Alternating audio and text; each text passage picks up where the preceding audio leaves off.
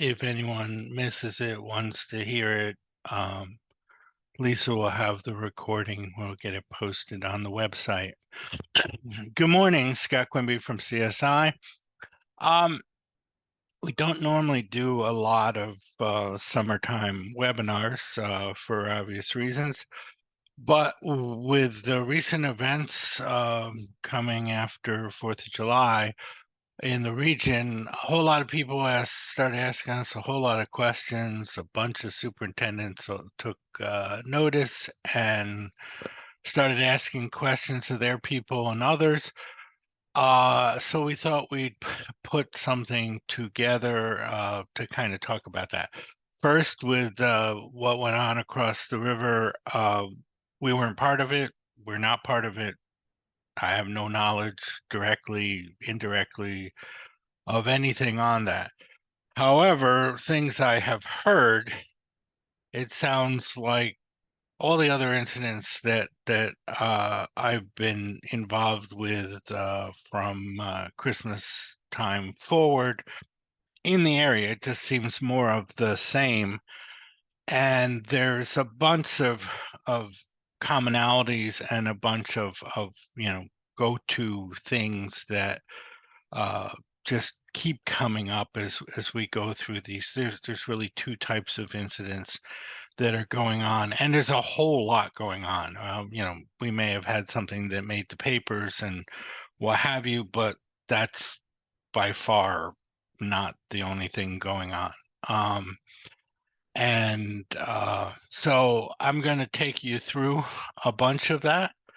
Um, Lisa can keep me honest with time and questions, but let's kind of dive into it. First, we're not lawyers. We don't play ones on TV. We're not giving you legal advice. We cannot provide assistance in terms of what what your cyber policy says or whatever. You got to figure that out. So if you don't know exactly what's in your cyber insurance policies for your district, that's step one, because generally most of those policies have a very, very precise uh, checklist as to what you're supposed to do and how you're supposed to do it and who you're supposed to be engaged with, et cetera, et cetera. And deviating from that is at your own peril. So if you don't know what's going on, that's where you start. It's pretty darn obvious. Schools have a target on their back. You have a very diverse population in terms of skill sets, in terms of transient users. It's a target-rich environment, and it's never been more intense than it's been in the last 6 months, even locally. But you've read all the stuff nationally. I don't need to remind you of that stuff. Here's reality. Time to gain local admin access on an unpatched machine with vulnerabilities is generally under 10 minutes. If you haven't implemented Microsoft Local Administrator Password Service LAPS, which is free, and all your passwords are the same, that hacker can implement a pass the hash attack. So they could start off at a student machine living in percent user profile percent, and they could have the run of the network in probably well under an hour. If you do have local admin access, you will gain domain admin access. 4 hours after you gain domain admin access, you are dead. They own you. Burn it down. It's over.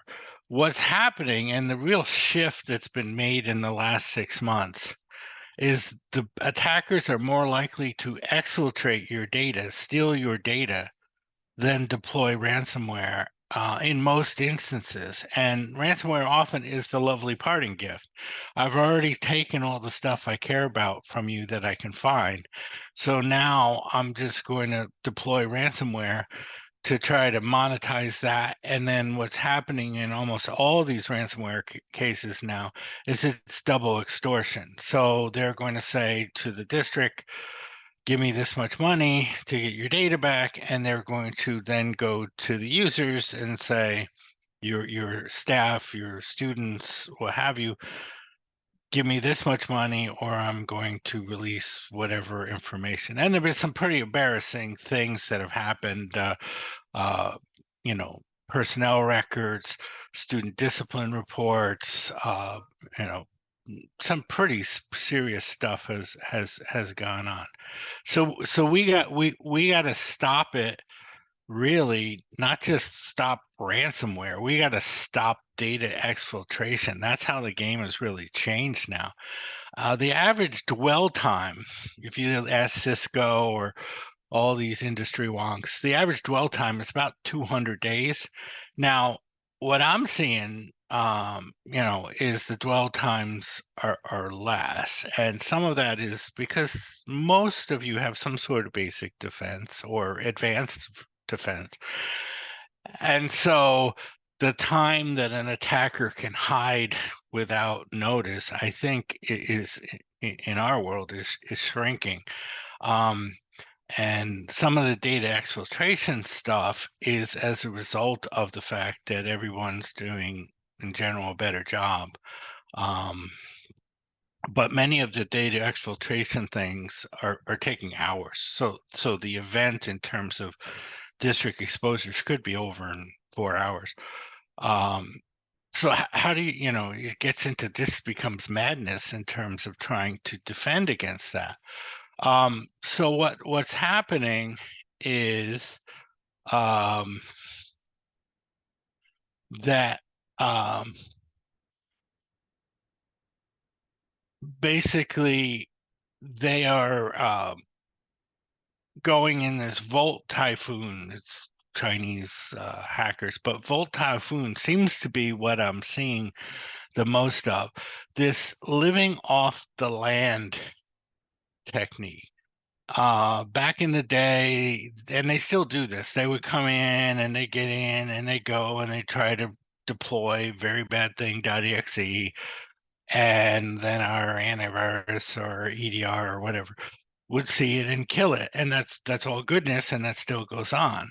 But what they're now doing is trying to use the tools that are built into Windows to do their reconnaissance, to essentially stay under the radar so that they don't hit Sentinel-1 or CrowdStrike or what have you head on quickly, or they basically kind of lurk underneath the surface to avoid detection as they either exfiltrate or as they map out their attack. I would call it living in the white space, living in the in-between. But Volt Typhoon is what it's about. Now, this is a district that was hacked. This took me 3 minutes. Attack surface mapping. This is what I, as the attacker, could see from your network without any effort at all. This is publicly available stuff. And what do I see? Well, their SPF record, it's valid, but it says soft fail, which means if you don't really prove that you're Google, well, deliver it anyway, put it in quarantine, but let it go through. As opposed to, nope, you're not, you didn't line up with my standard, just blow you up. The other thing is from February forward, Google has those bulk mail rules where you need DKIM authentication. There is none. So this nameless district does not, they're not paying attention to the basics. And so as an attacker, I look at this and go, okay, these people aren't paying attention. So much of security is not being faster than the bear, being faster than the other guy, making your world too much like work for attacking, and that they'll seeing that you have an active defense, that you're paying attention, that they'll go someplace else because they're people that are less protected than you are. And time after time, especially in financial securities where all the remote sessions are video captured, they see these attackers that get in and then they're faced with a UAC Mother May I prompt. They're faced with an MFA challenge.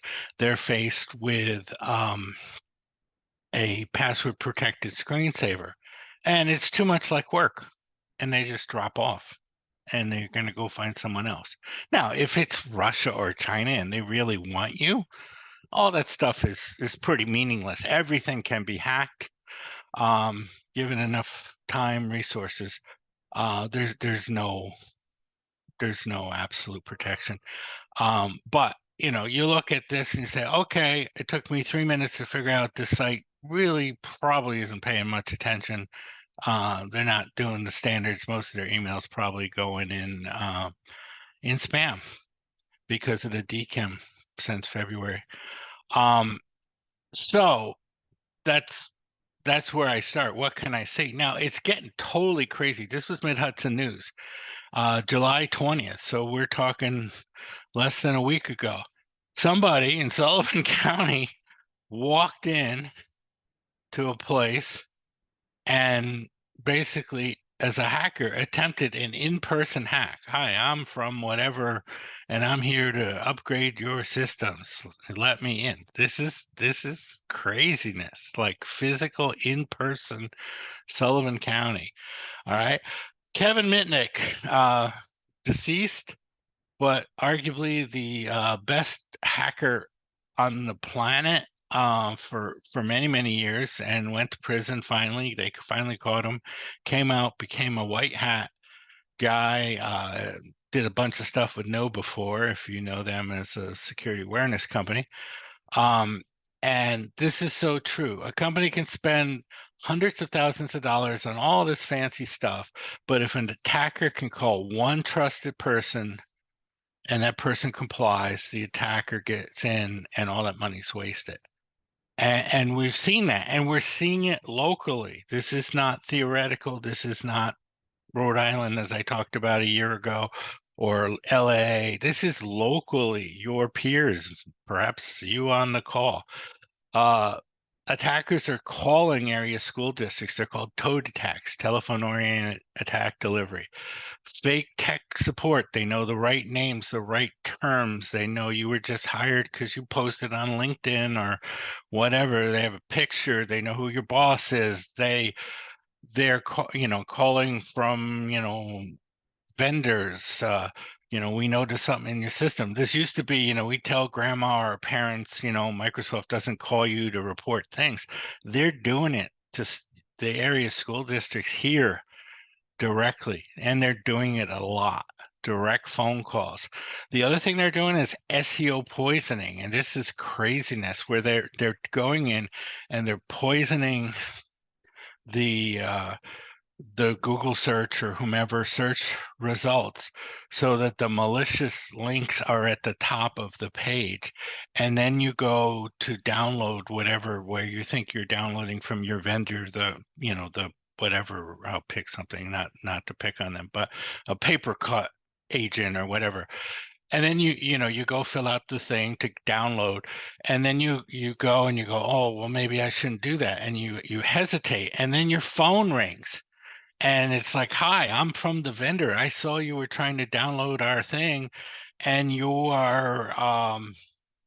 had some sort of problem, and we want you to be happy. And I noticed you had this problem. I'd really like to help you, um, you know, get through whatever installation dysfunction you had. All a lie. But there they are. And if you sit there and the vendor calls you and they know exactly what you were doing, does your level of trust come up? All right. To me it does, right? Hey, how do you know what I'm doing? This is going on a lot locally. Attackers are calling, stating they're your vendor. Attackers are doing that in doing supply chain attacks.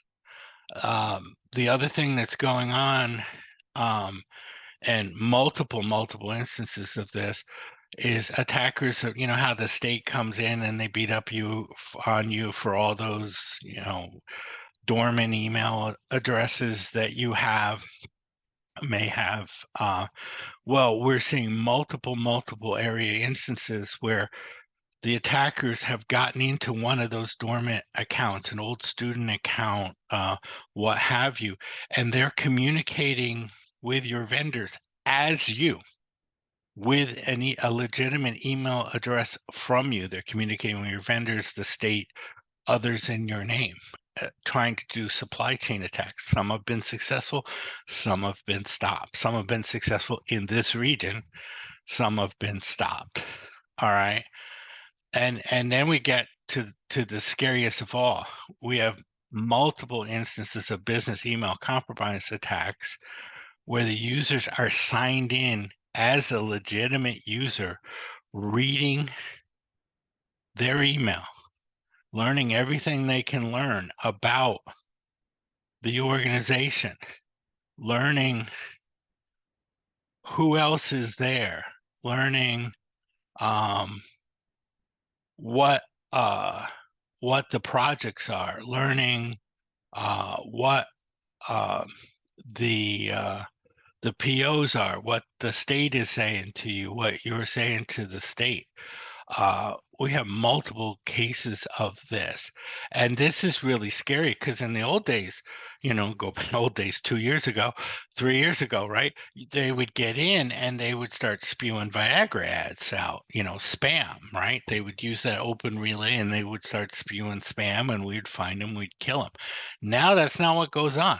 Now what goes on is they come in and they are in as you, and they just sit in the corner and they read your mail, and then they start rerouting your mail using forwarding rules, start sending things as you. And all the email standards of SPF and DKIM and DMARC, and do you meet all those legitimacy automate, the authentication standards? If they're on as you, sending mail as you, they meet all that standard. They're you. They know exactly. They can reference POs. They can reference conversations. They can reference documents. Rhode Island, I've talked about this before, a supply chain attack like this, 1 or 2 summers ago, they stole like $6 million by basically talking about specific projects, rerounding payment, stuff like that. This is going on here, multiple instances. Back to Kevin Mitnick's statement, you got to have a robust and ongoing security awareness training program. That's KnowBe4, that's InfoSec, that's what is it, Bullfish. You got to have that. If you don't have that, you don't like what you're doing, you talk to Lisa, and she can talk to you about some of our offerings. But you have to have it, and it really goes beyond don't click on this. This is like most of these things can be solved by when you get requests that are abnormal. I want to change payment. I want to do this, that your user backs away from the keyboard and picks up the phone and calls the trusted person out of band, right? So where your purchasing person is at BOCES. Where that person, or the RIC, where that person is, who they are, their phone number, who, CDW or CSI or whoever, who those people are. So you turn around and trust but verify, right? So go and say, hey, you're asking for this unusual request. What's up with that? And do it out of band. Don't just reply and say, is this what you intend? Don't just use the phone number given. Who you're talking to. Call them back where they belong. Send them the inner office mail, whatever. Just break the cycle to make sure that this is going on. And to many places' credit, this is the step that actually stopped the business email compromise, because they finally got, way downfield in terms of questions and details and process and whatever. And then they made their ask, and the person that they made their ask to had the good sense to say, this is weird. Maybe I should do something about it. Not in my slides here, but another big attack vector, the folks at Blackpoint Cyber had this a couple weeks ago. Lawyers. The attackers are focusing on lawyers. Why are they focusing on lawyers? Because if you, as a business official or a superintendent or what have you, got documents from your legal counsel, that's a trusted advisor. You talk to them all the time, right? In terms of matters for the school district. And so you have correspondence going back all the time. So the attackers know this, and they're getting into that, and they're basically, targeting, a DocuSign document from your legal counsel, from the state, from the controller, from us, whatever, who are the people you routinely do business to trust, to try to get you off your game and accept that document. Another thing that's maddening right now with me, and I see it every place I can see into your networks, these damn PDF whatever, PDF fixer, PDF filler, PDF whatever. They're all malware. They're all evil. They're all trying to infect you. You have users in mass downloading this junk.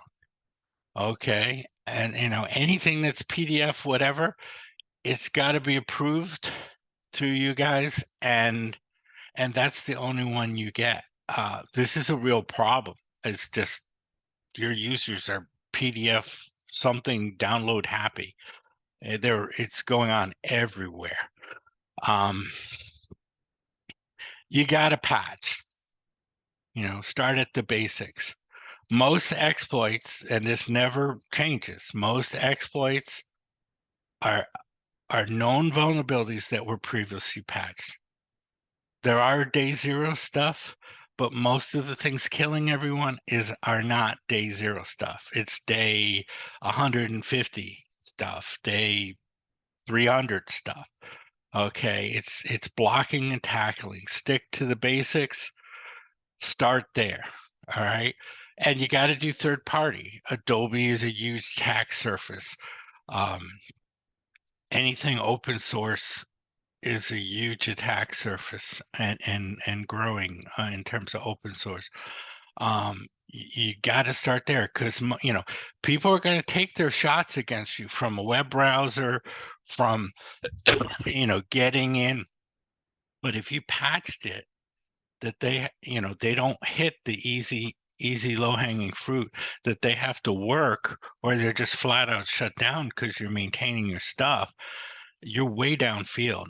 And again, time to hack, known vulnerability. They have these tools. We have these vulnerability tools. Elise would be happy to talk to you about. I just did a presentation, 2 weeks ago, on the new one, maybe a week ago, which we can get you a link for. But the hackers have that too, and they're going to run in a couple minutes exactly what the vulnerabilities on the machine they are. As a student, as a limited user student, they're going to run that, and they're going to turn around and say, which one of these things can I exploit? Which one of these things will give me local admin access? Probably 10 minutes. You got to patch. And I know that's hard. This is huge. Air gap your backups. We get really ornery on this. No backup system should be part of your domain. Your backup system should be pristinely maintained. There's been a whole lot of talk recently about the Veeam massive vulnerability. That was patched in April. Okay. And Veeam was very forthcoming. Our tools all lit up in terms of that you need to do it. So, sitting here in July, there's no reason that something that significant patched in April that was plastered over everywhere should be sitting out there to open the door. But regardless, that backup system, patched, unpatched, whatever, it should be separate. It should have separate credentials. It should be hardened. The backup storage should not have anything to do with it. You should have immutable backups. Veeam, again, we love Veeam, but Veeam 12.1, which if you have Veeam and you haven't upgraded to 12.1, you need to upgrade to 12.1. It's a free upgrade. Has all sorts of protections in there against malware, corruption, against deleting backups. It's really an elegant piece of software. You got to test your backups. A lot of your cyber insurance policies actually say that you're supposed to be testing, like at least monthly, a server backup. Veeam, again, the enterprise solution, does a beautiful job with their Shore backup, where it's basically pretty automated to do a monthly or whatever schedule you want, restoration in the sandbox to prove it runs without really consuming your resources.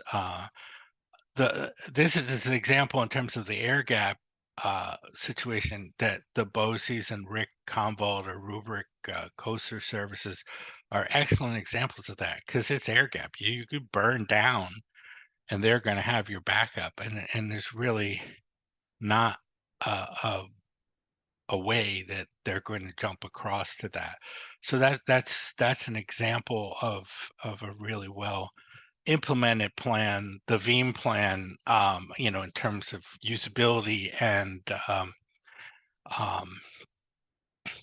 just ease of function and protection. If you separate it, is outstanding as well. And here's a news flash: time to hack reuse passwords is 0. Time to hack reuse passwords is 0. Doesn't matter how elegant, how fancy, how complex. Time to hack is 0.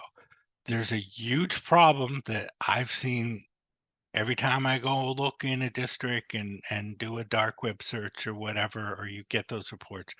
You have users, you may be part of them. I have been part of them in years gone by too, that are reusing district email address and credentials on other systems. And then they get hacked, and it seems like a foregone conclusion that you're going to get hacked in something.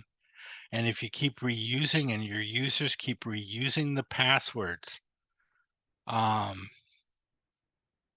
in other systems that get hacked, you know what? Every time one of those things get hacked, whatever in those systems gets added to the password database. So even though it's intensely elegant and no one's ever going to figure it out, and whatever, it doesn't matter, because you gave it up because you kept reusing it.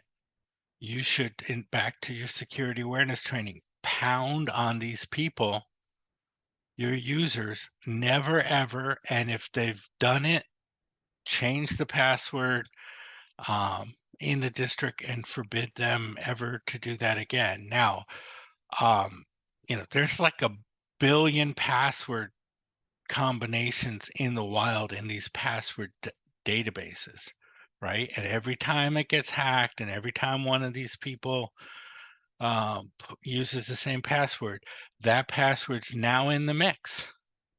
And when they get to you, they will try that password. And at some point, they're going to have a winner. They're going to go right through you.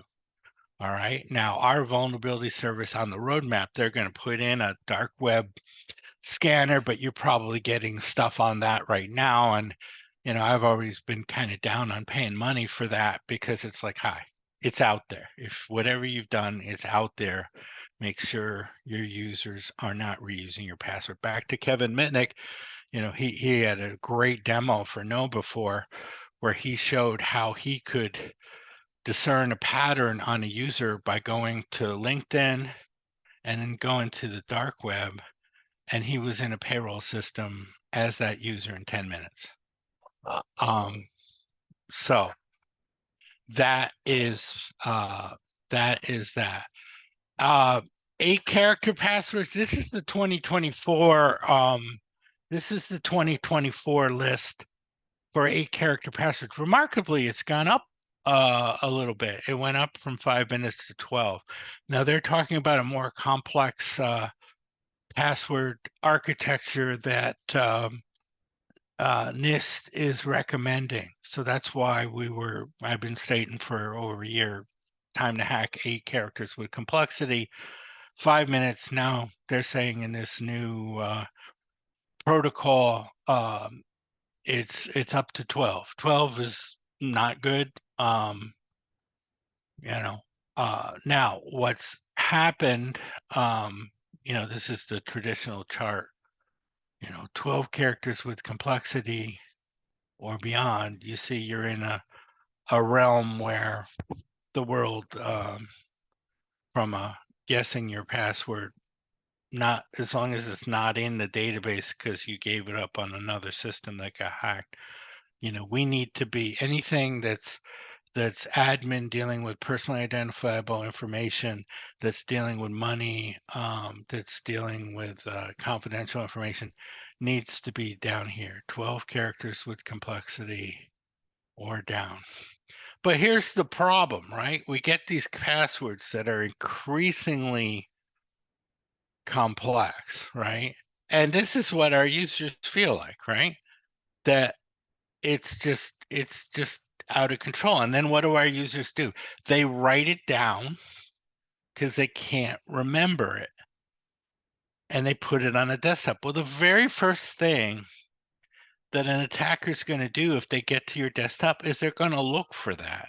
They're going to look for those text files that are, my favorite password. All right. The whole SolarWinds hack of the federal government, an intern put an admin password in a clear text file on an unencrypted public cloud storage. And either the Russians or the Chinese got it, and they hacked our entire government because of that. Huntress has a really cool feature, which they just go out and they look on people's desktop, and anything in any language that says password in it, they throw up into our faces and say, there's somebody with a file that has password in the name.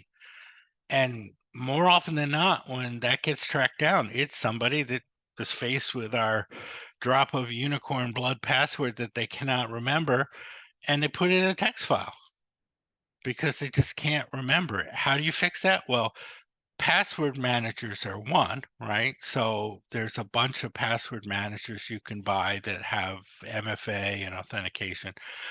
But here's another way to fix this. All right. And I've given this example before. 4 words that have nothing to do with each other. Correct horse battery staple. 550 years to guess at 1,000 guesses per second. And you're gonna remember that. Now you get into, if you've come to our cybersecurity event, there's a disconnect between the NIST standard and what the FBI says and what the state says, right? In terms of this doesn't fit the upper lower case complexity, a symbol, a number, unicorn blood. But you can fix this rather easily. Put a capital on the first letter, put a dash in, and throw the number 1 on the end. And guess what? You meet the state's requirement, and I bet your users will still remember the password. You'll meet any password complexity requirement. But that's the way to try to get at this. And it's true. Through 20 years effort, we've successfully trained everyone to use passwords that are hard for humans but easy for computers to guess. And again, if this password gets on that list because you keep reusing it, you're dead. Nothing I can do for you. Multi-factor authentication. The FBI, Microsoft have stated previously, 99% of all this stuff goes away if you implement MFA. And there's still a bunch of you that haven't done it. You gotta do it. You're just asking to die. You have to do it. Now the attacks, if you look at the statistics, they say it's down from 99 to 97, because what's happening is you do MFA, the attackers are doing these browser-based token stealings where they'll put up, using AI, they'll put up like a fake Microsoft sign in or a fake Google sign in that will actually feed to the real one. So you'll go to the fake one, you put in your stuff, they now have your stuff, they'll feed it into the real one, you will authenticate through, and you'll be none the wiser that you just gave it up for the attacker. And then they're going to steal that session token and get on into behind you, and off they go. Um, and this brings up the very real requirement, and many of you are doing at least part of this, but you got to do all of this. You need a DNS filter. Cisco Umbrella, that's what we use. We're very high on that.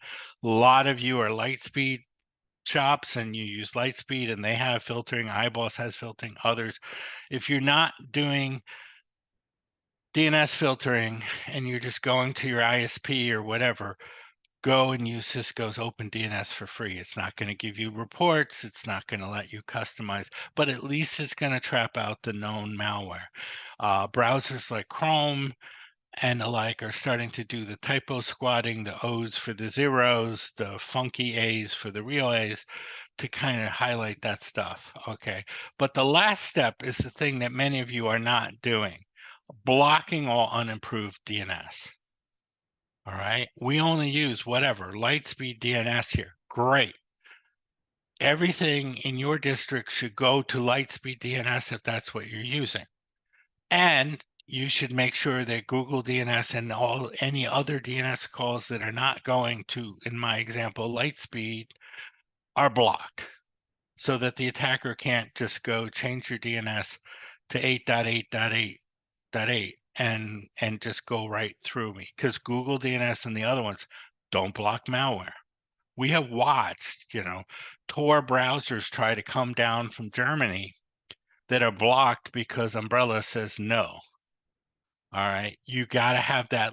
You have to have the DNS filtering, but then you have to have the last step: block everything else. So the only calls you can make are calls to my stuff, and my stuff's going to trap that malware and those known bad sites. Big deal. As part of this, if bad things happen, you got to have an incident response plan. All right. You got to have an incident response plan. What are you going to do if this event across the river was you? What are you going to do? The studies all show that the people who have incident response plans, even if they're imperfect, and they're all going to be imperfect because they're point in time, they are going to do better. Okay, you got to have one. You must have some sort of advanced endpoint detection response installed. Sentinel-1, CrowdStrike, Microsoft Advanced Threat Protection. Those are three very good. We do the Sentinel-1. The low-end stuff in Sentinel-1 and CrowdStrike, garbage. If you're not buying the high end of whatever those are, you're just fooling yourself. The Sentinel-1 Control or Complete or the lower end Falcon stuff, it's garbage. It will not protect you from what you need to be protected. You must be at the high end of those product offerings, or you are not protected. You are pretending, and we can't pretend. All right. You must maintain it.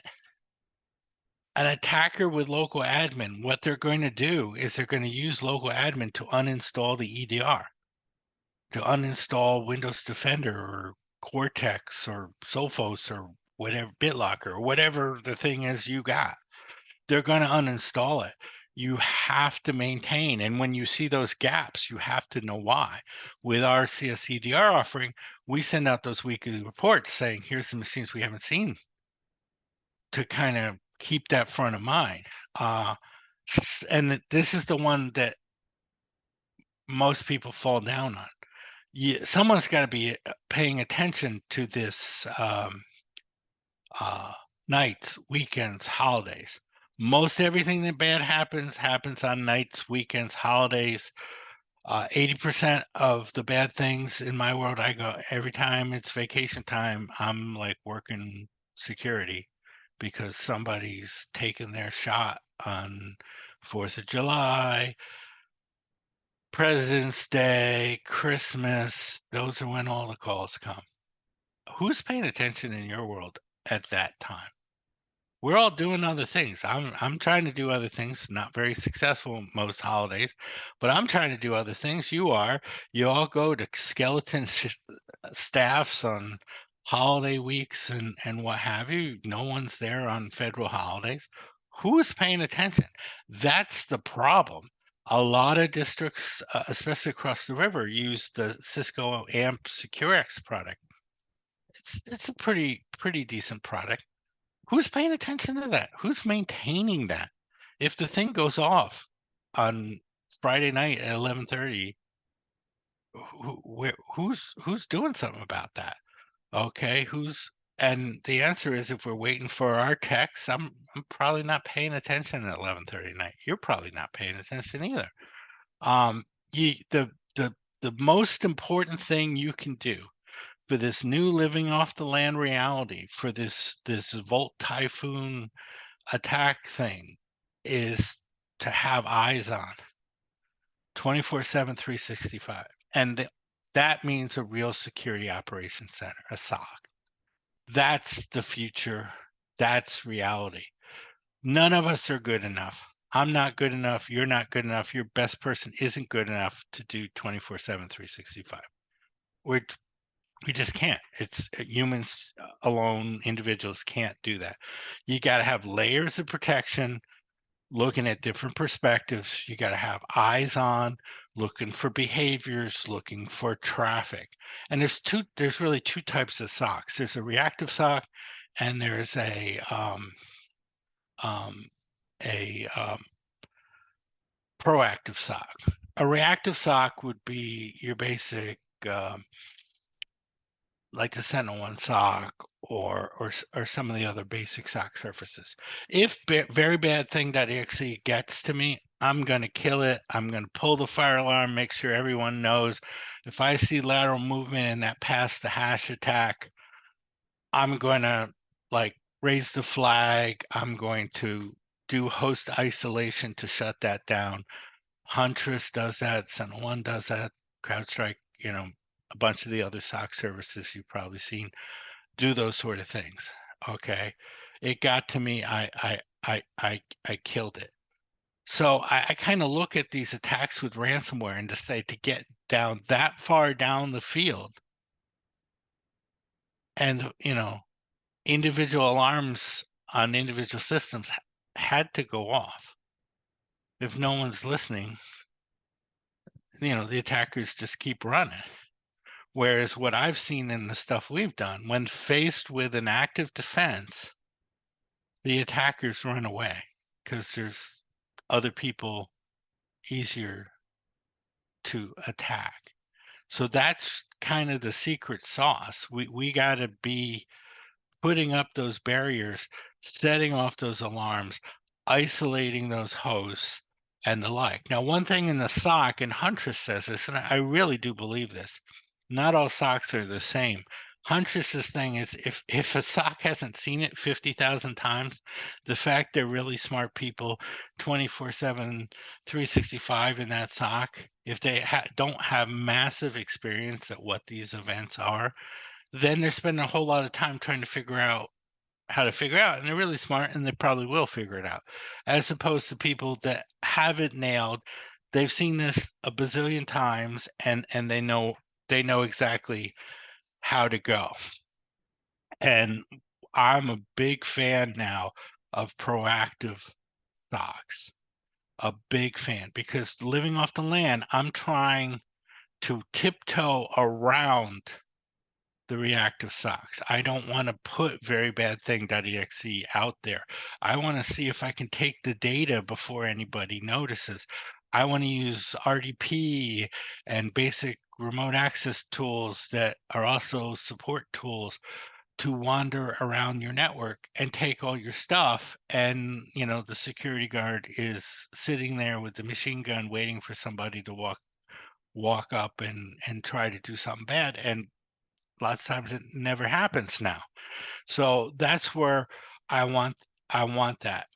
It's really, really important, especially, we're going through the summer. I know you guys got a ton of stuff to do, but going into planning in terms of the fall, we gotta talk about how to get eyes on with an overarching SOC across everything, not just your Windows endpoints, your Mac, your Linux, your switches, but the in between, the RDPs. Why is somebody using the remote access tool that you said you don't use? Why is somebody VPNing in at 11:30 at night on President's Day? Um, you know, these are the things that we have to do. We have to start looking at that, and we have to start making the attackers make noise and take risks like that DNS filtering. Make them ask for things out in public. Make them work to get the information so that these other devices, the EDR devices, the SOCs, the other visibility tools will get triggered. So hopefully they will just run away. And my experience in the districts that have implemented this, of the things that I've been seeing in the last 6 months, that's exactly what's going on. This is the secret sauce. Back to, if something happens, you got to know who to talk to first. Okay, and your insurance company is going to have a checklist. You need to make sure you're lockstep in that. Really, really big thing when you sit in these breach postmortems, you got to know who's going to speak. You got to have one person speak, and you need them to only speak when you know what's going on, so that you don't have this and then this and then this and then you have no confidence. Breach is a very, very loaded word. Strong legal consultations. We will never say the word breach. I don't care. Your house could burn down. It's not a breach to me.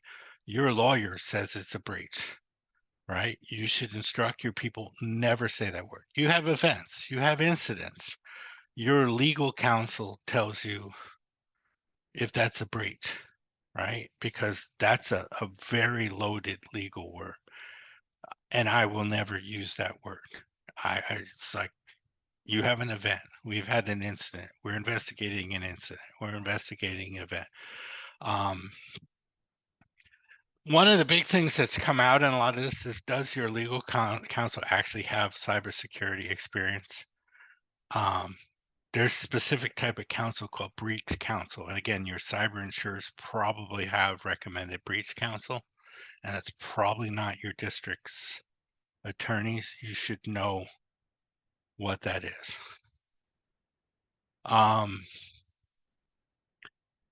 Again, I've harped on the cyber insurance and knowing what's in there.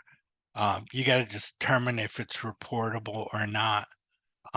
There's a bunch of lawsuits. Actually, one just got thrown out, but they're really trying in some of the new legislation to come after the people that work there if they didn't comply with applicable reporting laws. That's a growing trend. Normally it's like, look, you could sue the district, but you can't sue me. You could sue my company, but you can't sue me. And some of this, because it's become so serious, oh, you hid this, mostly in, publicly traded, but that's a disturbing trend. One of the things in listening to a bunch of cybersecurity lawyers, what they say is there are not a lot of laws and regulations in our industry. So when we get into this cybersecurity and did you do the right thing? Were you trying to do the right thing?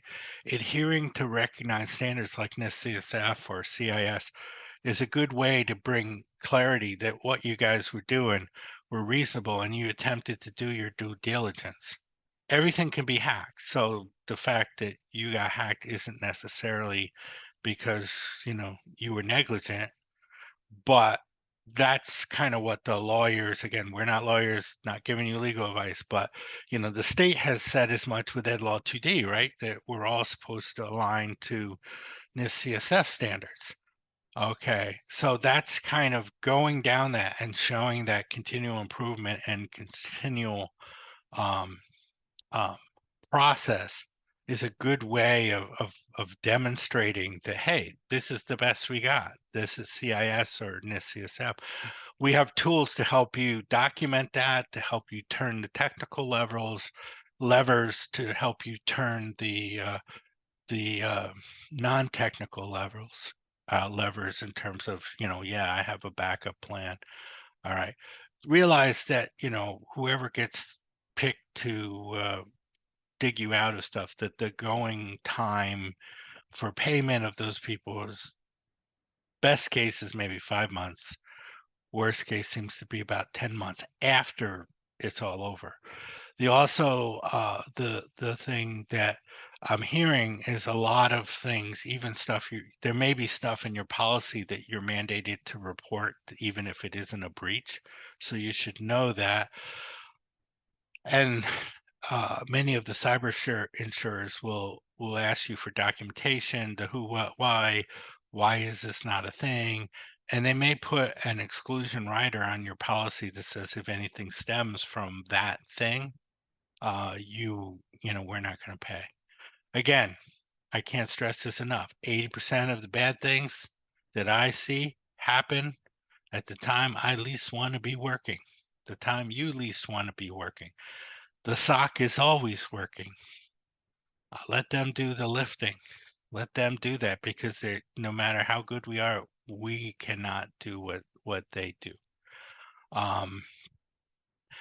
The thing that we've been seeing is this bot land. I get through, I phone home, and I wait. And that's kind of that dwell time I've been talking about. And that's the time where we can recover. Uh, okay, let's talk about, we got only a couple minutes, but we're almost done. Attack vectors. This is huge. Someone on the admin side messing up badly, improper configure of MFA, improper configure of VPN, improper configure of AD rights, dormant rights. These are all things you can audit, right? The most recent attacks, they're all the same. They're that aren't business email compromise. They're VPN attacks. Somebody got hold of a VPN. The VPN was misconfigured or not configured for MFA. I've had districts tell me, well, we only have 3 people who use VPN in their MFA, except they use the remote desktop group as their VPN access group. So they're not even paying attention because they're only focused on the 3 that they gave away the store. Okay. Everybody being local admin, not realizing that they gave that out. Dormant accounts, random accounts. This is ground zero. This is all auditable. It's easy stuff to do. And this thing here is what's blowing people up. This MFA was not implemented diligently. VPN was given out indiscriminately. VPN rights are given out. Uh, Too many VPN rights are given out. This is it. This is what I'm dealing with in all these things over and over and over and over. VPN is scary stuff. It should be treated like a master key. You should be ballistic about security, about limiting access, about everything has to be righteous. You should be auditing those groups. All right. That's just basic stuff. That's not, you need some fancy service. This is just, you just need to eyes on and make sure you know who's doing what. Um, the browser-based attack, we talked about that. We got our tool. Lisa can give you the link for the presentation we did the other day. Remote access, being able to document, we only use whatever we use here for remote access and anything out to the SOC, and anything else that you see is not us, and you should kill it and you should raise your hand. That's huge, right? Being able to say, if you see Screen Connect or TeamViewer or whatever, it ain't me. And the SOC, you should block that. Pass the hash, we talked about Laps. Laps is free. Austin has an amazing presentation on Laps that Lisa can give you the link for. You got to do it. Even if they get local admin on that machine, deny them to pass the hash. Make it 250 different things they have to hack. The more they have to work, the more likely we're going to see them, the more likely we're going to kill them before something bad happens. The dwell time, uh, we just gotta use the tools. We gotta look for the noise. We gotta make them make noise. One of the things in one of our tools in one of our socks that I'm really driving all the socks to try to do is first time VPN use. Weird time VPN use. Does a school district routinely VPN at 11:30 at night on, President's weekend? That's not normal, right? Does an ID called info or scan VPN in first time at a weird time? That's not normal. The socks, many of them, the proactive socks can see that.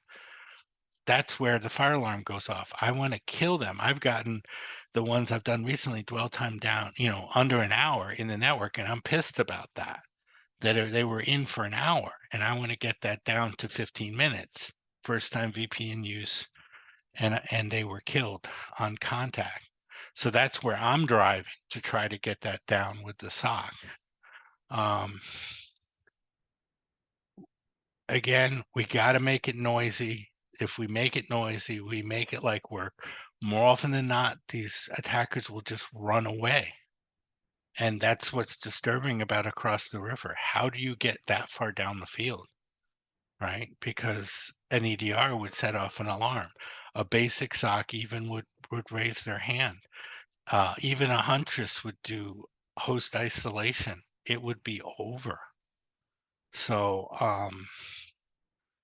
that's where we are. I've talked about this. Patching, DNS filtering, browsers patch endpoints. Gotta have eyes on. That's the conversation we have to have. Do all the free stuff, the laps, the blocking alternate DNS. And we really you have to have a conversation about a SOC oversight. And we have a bunch of different services, uh, SOC, proactive, reactive, cloud-based monitoring to look for that business email compromise, look for those vulnerabilities. Got all these different tools on various purchasing contracts. We have coasters in place for many of them to get aid on. Um, and again, we're not doing legal advice, but that was my story for today. Again, this was recorded. Um, I referenced a bunch of stuff. Lisa can get you the links to the labs and to the vulnerability service overview. Happy to do live presentations as well. We have a SOC presentation as well. Lisa can get you that.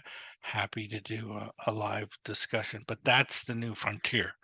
We got to get eyes on glass. We got to get people looking when the bad guys are looking. We got to set off these noisemakers, and we should be able to kill these people before bad things happen. So with that, I thank you. And Lisa will also get the PDF out to you. And have a wonderful day.